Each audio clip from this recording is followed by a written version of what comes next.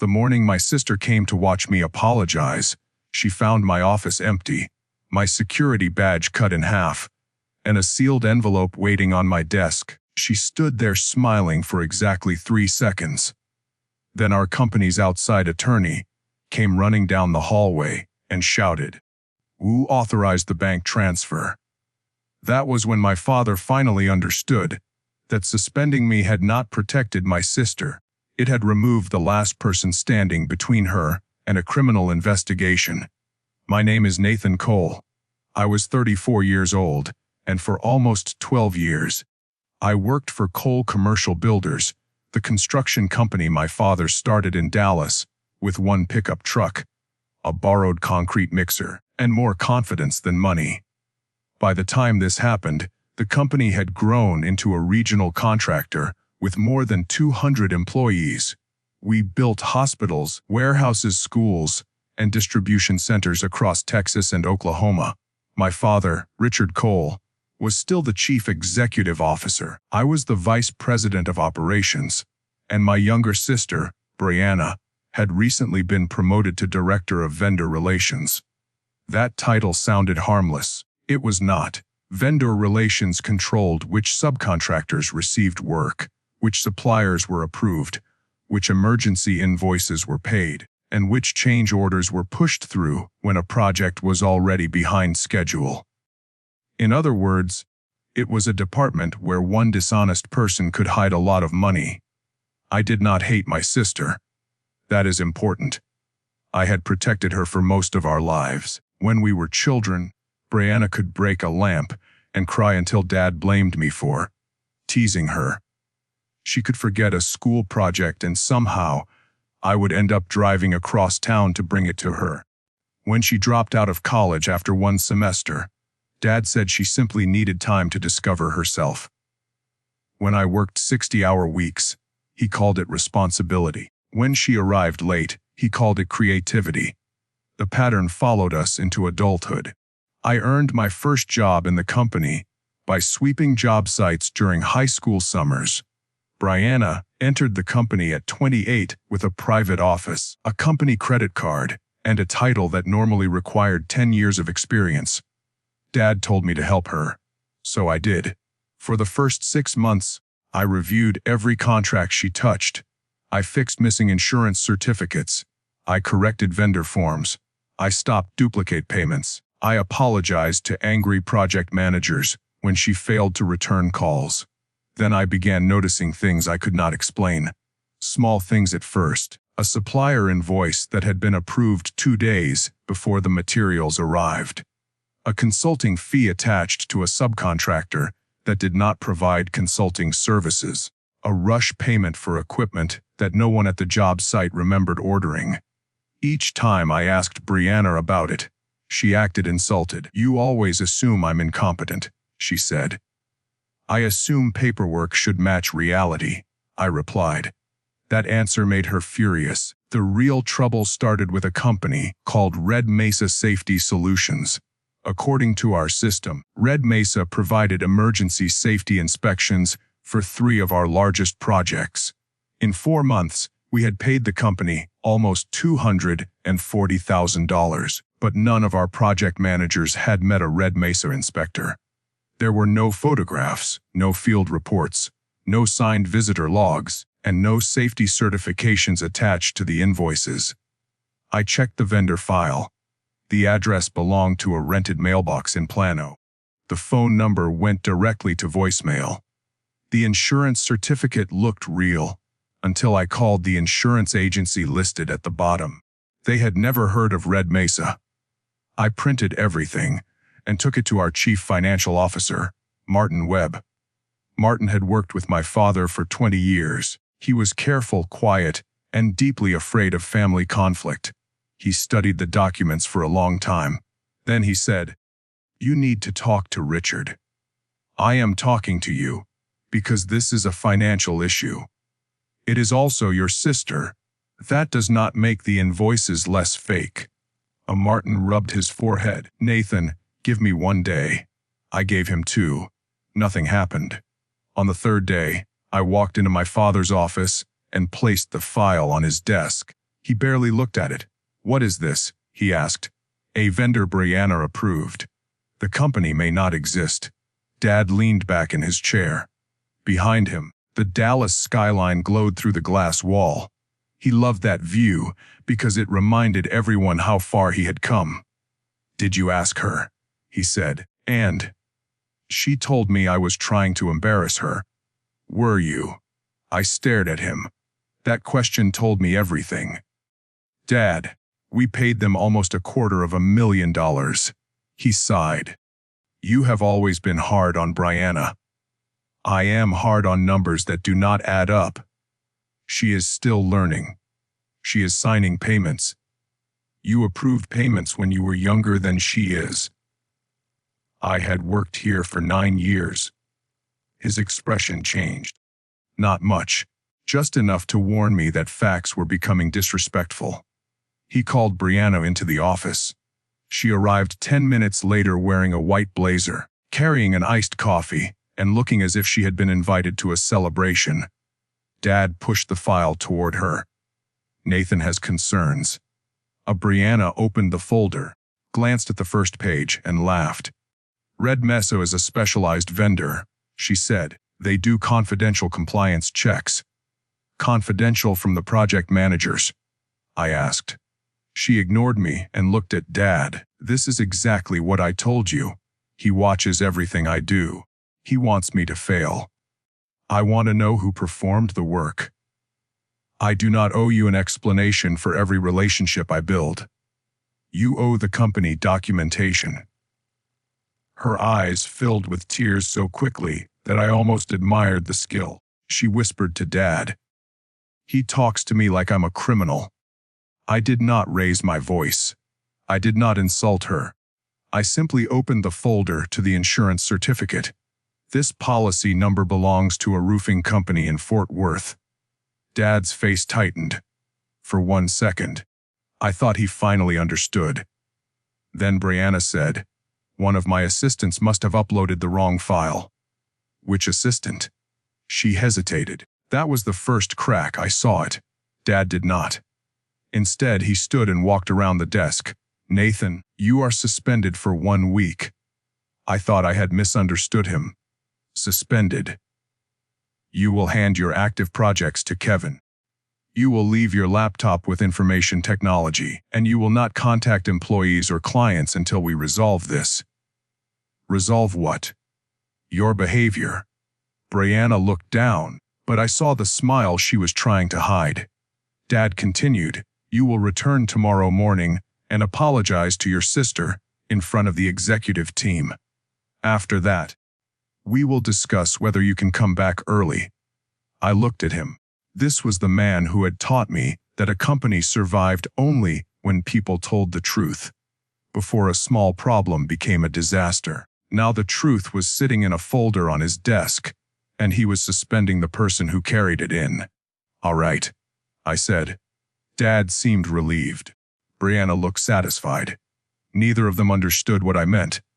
I returned to my office, closed the door, and made 3 phone calls. The first was to my attorney. The second was to an independent member of our board. The third was to the compliance officer at Lone Star National Bank, the bank that financed our largest projects. Then I opened the private emergency file I had maintained for 6 years. It contained copies of approval logs, vendor records, access reports, and risk notices connected to every major project under my control. I did not take company secrets. I preserved records I was legally required to protect. At 6:15 that evening, I submitted my resignation. At 6:20, I activated the disclosure clause in my employment agreement. At 6:38, I sent a formal notice to the board that an unverified vendor had received $240,000, that project safety documents appeared to be falsified, and that the executive who raised the concern had been suspended before an investigation began. Then I went home. I slept better than I had in months. The next morning, Brianna arrived at 7:45. She wanted a front row seat for my humiliation. Instead, she found my desk empty. My framed photographs were gone. My notebooks were gone. My emergency project binders had been transferred to the board's outside counsel. In the center of the desk was one envelope. Inside was a copy of my resignation letter. Under it was a single sentence: "The apology will not be necessary." That was when the attorney ran down the hallway, and that was when the first bank account froze. I was already in the main conference room when my father entered. He stopped at the door. The room was full. Martin, our chief financial officer, sat near the screen with both hands locked together. Two independent directors sat across from him. Our outside attorney, Helen Park, stood beside a cart loaded with document boxes. A forensic accountant named Leo Grant had connected his laptop to the wall monitor, and I was sitting at the far end of the table. Brianna came in behind Dad. Her smile was gone. "What is this?" Dad demanded. Helen closed the door. "This is an emergency board review," she said. "I did not call one." "No," said Patricia Sloan, the senior independent director. "Nathan did, under the whistleblower and lender notification provisions approved last year." Dad looked at me. "You resigned?" "Yes. You cannot resign in the middle of a suspension. My contract says I can resign immediately if I am suspended without written cause while responsible for financial controls." His eyes moved toward Helen. She did not defend him. That frightened him more than anything I could have said. Brianna sat beside Dad and crossed her arms. "This is ridiculous," she said. "Nathan is angry because Dad finally stood up to him." Leo Grant clicked the first slide. A photograph of a mailbox appeared. "This is the registered business address for Red Mesa Safety Solutions," he said. "The company has no commercial office, no employees registered for payroll tax, no active safety licenses, and no verified insurance policy." Brianna shrugged. "Lots of consultants work remotely." Leo clicked again. A bank record appeared. The Red Mesa account was opened 9 months ago. The authorized signer is a woman named Lauren Pike. Martin made a low sound. Dad turned toward him. "You know her." Martin looked at Brianna. Lauren Pike was Brianna's roommate in Austin. Brianna's head snapped toward him. "We shared an apartment for 4 months. That does not mean anything." Leo continued. Pike also owns a luxury event company called Pike House Social. That company paid for 2 trips to Cabo, 1 lease on a Range Rover, and a private membership at a country club. Dad stared at the screen. Then he slowly looked at Brianna. "You told me the Cabo trip was a vendor conference." "It was." "Which vendor?" She opened her mouth. Nothing came out. Leo changed the slide. The next screen showed 7 payments from Cole Commercial Builders to Red Mesa, then 7 transfers from Red Mesa to Pike House Social, then several personal credit card payments. The room became so quiet I could hear the air conditioner turn on. Brianna stood. "This proves nothing. Lauren manages expenses for several businesses." Helen said, "Sit down. I do not work for you." "No," Helen replied. "But right now, you should listen to me." Dad pressed both palms against the table. "Nathan, why did you not bring this to me?" I almost laughed. "I did. You brought me questions, not this. I brought you the vendor file.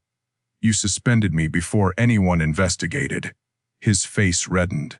"I was trying to stop a family argument from damaging the company." The family argument was the warning. Brianna pointed at me. "He has hated me since I joined the company." "No," I said. "I hated cleaning up mistakes while you received credit. That is different." She turned toward Dad. "Are you going to let him speak to me like this?" Dad did not answer. For the first time in her life, the usual command did not work. Leo opened another file. "This next issue may be more serious," he said. A series of project photographs appeared. They showed a new pediatric clinic outside Arlington. Cole Commercial Builders had completed the concrete foundation 4 months earlier. Leo zoomed in on a safety inspection report. The Red Mesa invoices, claimed that a certified inspector performed soil and foundation safety checks on March 4th, March 6th, and March 10th. He displayed the weather records.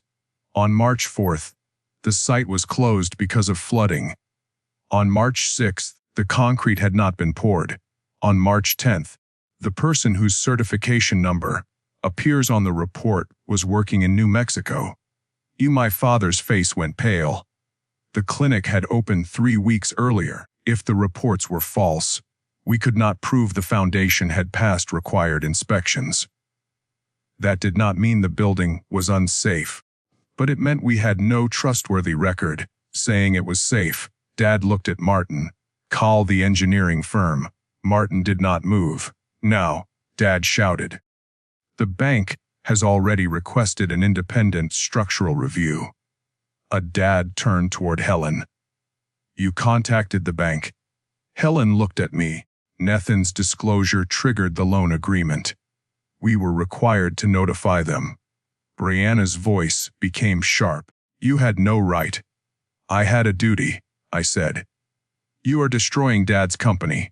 No, whoever created false reports did that. She looked at me with pure hatred. Then her expression changed. She smiled. It was a smaller smile than before, but I recognized it. She had remembered something she believed could save her. You had administrator access, she said. You could have created every one of those records. Dad looked at me. There it was. Even now, a part of him wanted to believe her. Leo did not seem surprised. We considered that, he said. He opened the access logs. The false reports were uploaded from a company laptop assigned to Brianna Cole. The uploads came from her home network. The vendor approval changes were made from the same device. The digital signature attached to Nathan's approval was copied from an older document. Brianna sat down. Leo continued. We also found that someone attempted to delete the browser history and local files at 11:43 last night. Helen looked at Brianna. Were you using your laptop at 11:43? I do not remember. That answer is not helping you. Brianna turned to Dad. Tell them to stop. He stared at her. His voice was almost a whisper. Did you steal from me? She began crying. Not the polished tears from the day before. These were angry tears. You gave Nathan everything, she said. Authority, respect, control. You made me beg for every opportunity. I could not believe what I was hearing. Dad had handed her an executive title without experience. He had given her a salary larger than people who had worked there for 15 years. But entitlement does not measure what it receives. It measures what someone else has. I wanted one thing that was mine, she said. Dad looked broken. How much? She shook her head. How much? Brianna, I do not know. Leo answered for her. So far, we have identified $312,000. Martin closed his eyes. Patricia Sloan spoke calmly. Brianna Cole is placed on immediate administrative leave. Her access to all company systems and properties is revoked. Richard, pending investigation, you are removed from unilateral authority over finance and compliance. Dad looked at Patricia as though she had struck him. This is my company. It is also a corporation with employees, lenders, patients, students, and clients depending on it, she said. Your family name does not cancel our obligations. Security arrived at the door. Brianna stood so fast that her chair fell backward. You called security on me, Helen said. Give them your phone and company laptop. No. Brianna, no. She grabbed her bag and moved toward the door. But one of the guards stepped in front of her. She turned toward me. You planned this. I documented it. You wanted me gone. I wanted the truth checked. She came closer. You always thought you were better than me. I stood. No. I thought the rules should apply to both of us. She slapped me. The sound cracked across the room. Dad moved forward. I raised one hand. Do not, I said. Brianna breathed hard, waiting for me to react. I looked toward the small black camera mounted above the conference room screen. This meeting is being recorded under the board's investigation policy. Her face changed. That one moment captured everything about her. She was never afraid of doing something wrong. She was afraid of being unable to change the story afterward. Security escorted her out. No one spoke until the elevator doors closed. Then my father looked at me. "I need you to stay," he said. Not, "I am sorry." Not, "I should have believed you." He needed me to stay. I picked up my folder. "I am not coming back, Nathan. We could lose the hospital contract." "You should have thought about that before you suspended the person responsible for protecting it." His eyes became wet. "You made a choice. That is not fair." "No," I said. "It is accurate." I walked out of the conference room. Behind me, my father called my name. For the first time in my life, I did not turn around. The investigation lasted 11 weeks. Every few days, another secret surfaced. Red Mesa was only the beginning. Brianna had created 2 additional shell companies. One billed us for employee training that never happened. The other charged consulting fees for community outreach. On public school projects, she used the money to fund a lifestyle she could not afford. Designer clothes, private travel, luxury car payments, a deposit on a condo in Miami. But the theft was not the worst part. The worst part was what she had changed to keep it hidden. She altered safety documents. She moved invoice dates. She pressured junior employees to approve incomplete files. She blamed project managers for delays that her own department created. And when anyone questioned her, she told Dad they were resistant to change. 3 employees had been fired because of her complaints. One was a woman named Teresa Ramirez. Teresa had managed subcontractor insurance records for 9 years. She had raised concerns about Red Mesa 6 months before I did. Brianna accused her of losing documents. Dad approved the termination. Teresa had 2 children and a husband recovering from surgery. When I learned the truth, I called her. "I am sorry," I said. There was a long silence. Then she answered, "You were not the one who fired me. I was in leadership. I should have asked more questions." "You did ask questions." "Too late." She breathed slowly. "Are you calling because you need something?" "Yes," I said. "The investigators need your emails, and I wanted you to hear from someone at the company that you were right." She cried. Quietly. That call stayed with me longer than any board meeting. Companies talk about fraud as if it is a clean financial crime. A number disappears from one account and appears in another. But theft travels through people. It becomes a missed mortgage payment, a canceled doctor's appointment, a child hearing parents argue at night, a good employee believing that honesty ruined her life. My sister did not only steal money, she stole the credibility of everyone who tried to warn us. Meanwhile, I started working as an independent operations consultant. The first client was Northbridge Health, the company that owned the pediatric clinic. They hired me to help rebuild their contractor control system and review every coal commercial builder's report connected to their projects. My father called the decision betrayal. I called it accountability. The structural review showed that the clinic foundation was safe. That news should have brought relief. Instead, it made Dad angrier. "You see," he said during one phone call, "the building is fine. This has been exaggerated. The building is safe by luck and by the engineer's work." But no one was hurt.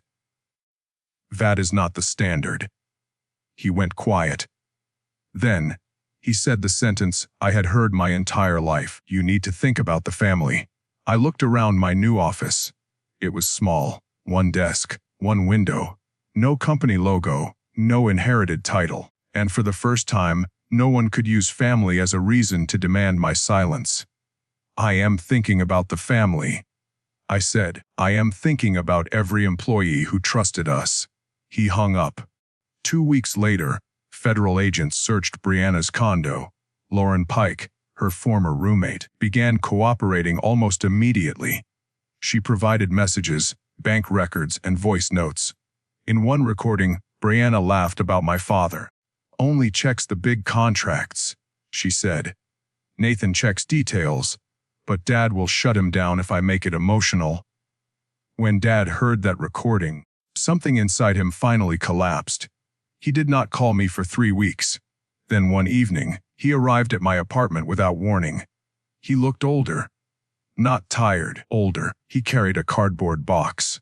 Inside were copies of old performance reviews, project notes, and emails I had sent him over the years. Warnings he had ignored, requests for stronger controls, recommendations to separate family relationships from reporting authority. He placed the box on my kitchen table. "I read them," he said. "Wes, and you were right." I waited. It was not enough. He knew that. I kept telling myself that protecting Brianna would help her grow. He continued, "But I was protecting myself." From what? From admitting I had failed her. I did not understand. He sat down. "When your mother died, you became responsible overnight. You were 18. You helped with the house. You worked summers.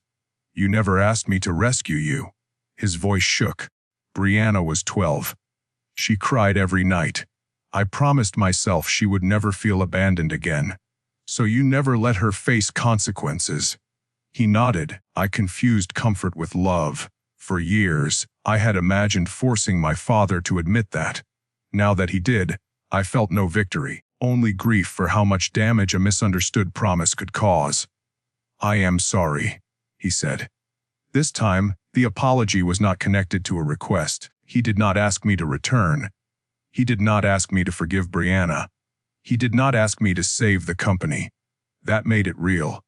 But real did not mean immediate. "I believe you," I said. He looked hopeful. "I am still not coming back." The hope disappeared. "I know." He stood to leave. At the door, he turned around. "The board is selling the company." I had expected it. After the bank froze the expansion loan, 2 major clients suspended new work. Insurance costs doubled. Several executives resigned. The company could survive, but not in its old form. "Who is buying it?" I asked. "Mercer National Construction. They were one of our largest competitors." "What happens to the employees?" "Most will keep their jobs. And you." He looked down. "I will have no role after the sale." The company had been his identity for 30 years. Now he was losing it because he had chosen loyalty to one child over responsibility to everyone. "I am sorry," I said. He nodded. "I know." That was the first honest conversation we had ever had. It did not repair everything, but it stopped us from pretending nothing was broken. Anna's trial began 7 months later. She accepted a plea agreement before a jury was selected. Wire fraud, falsification of business records, conspiracy. She was ordered to repay more than $400,000. The judge sentenced her to 26 months in federal prison. My father sat in the first row. I sat near the back. Brianna did not look at me until the judge asked whether she wanted to speak. She stood in a dark blue dress and turned toward the courtroom. For a moment, she looked like the little sister I remembered. Then she looked directly at me. "My brother has always wanted to punish me," she said. The prosecutor shifted in her seat. Brianna continued. "He could have handled this privately. He could have protected our family. Instead, he exposed everything because he wanted control." The judge interrupted her. "Ms. Cole, your brother did not create the companies, authorize the transfers, falsify the reports, or delete evidence." Brianna's mouth tightened. "He pushed me." "No," the judge said. "He discovered you." The courtroom became silent. I will remember that sentence for the rest of my life. He discovered you. Not destroyed you. Not betrayed you. Discovered you. Brianna sat down. She never apologized. Maybe one day she will. Maybe she will not. I no longer need it. After the hearing, my father, and I stood outside the courthouse beneath a hard Texas sun.